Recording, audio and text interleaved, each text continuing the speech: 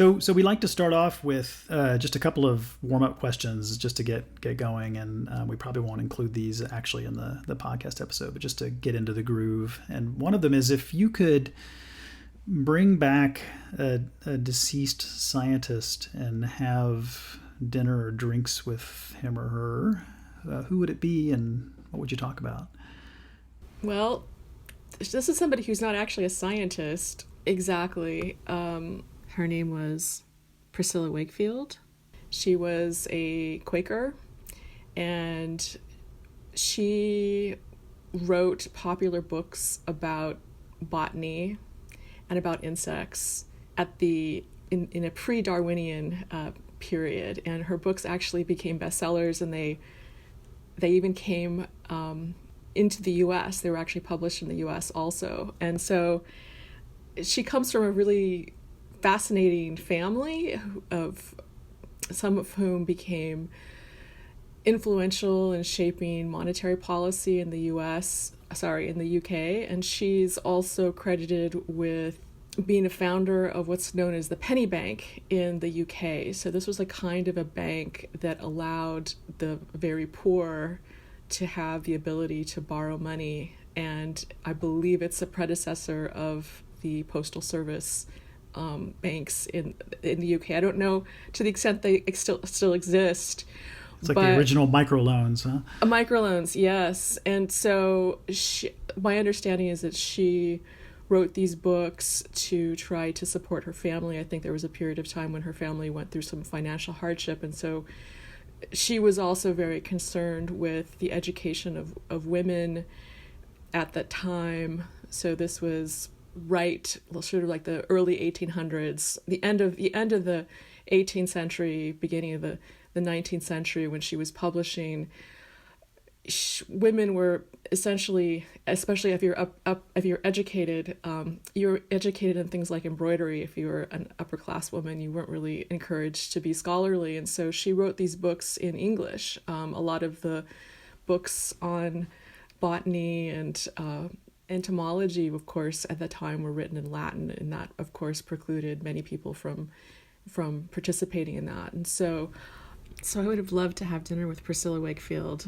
She must have had an extraordinary mind. Yeah. How did she get into botany? It doesn't sound like that would have been in her background. Is somebody in her family, or she just had a passion to become somebody who's sort of, in a family that's influencing monetary policy, and yet at some point doing botany? But what a mix that is. Yeah, I don't know. There's not enough written about her. In fact, I had tried to pitch a book about her to an editor more than a decade ago, and the editor didn't like the idea because this was not somebody as famous as Darwin. Because we don't have enough books about Darwin yet. Yes.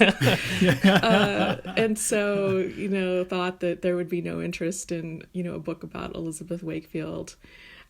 But I think that she, like a lot of women, was educated in the art of embroidery. Now, this is speculation. She may not have been, but a lot of women were. And a lot of the women would produce these beautiful embroidered items with inspiration from the great botanical texts, of the time that of course were famous and were of great value to many people. And so there were these floral designs that were being widely reproduced by women in this of a certain class, but that kind of natural history, scientific knowledge was not shared with them. So I think she was sort of a visionary, trying to push against this idea that women were only good for sewing and cooking, and that their minds were not worthy of enlightenment. Yeah, I mean, I would love to see this book if you can convince a publisher at some point to go for it. So one other kind of warm-up question before we jump into the meat of the conversation. What's the most beautiful place you've ever been? I would say the place that has filled me with the most awe is the overwintering site in the Oyamel fir forests of Michoacan, where the monarch butterflies overwinter.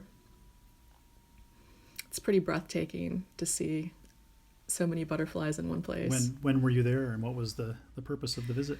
I was there around 2009, and there was a conference with the World Wildlife Federation and a consortium of stakeholders, Mexican foresters, farmers, people who live in the vicinity of the preserve were meeting together to, try to solve some of the longstanding, issues with preserving the forest, because you have lots of very poor people that live around the forest.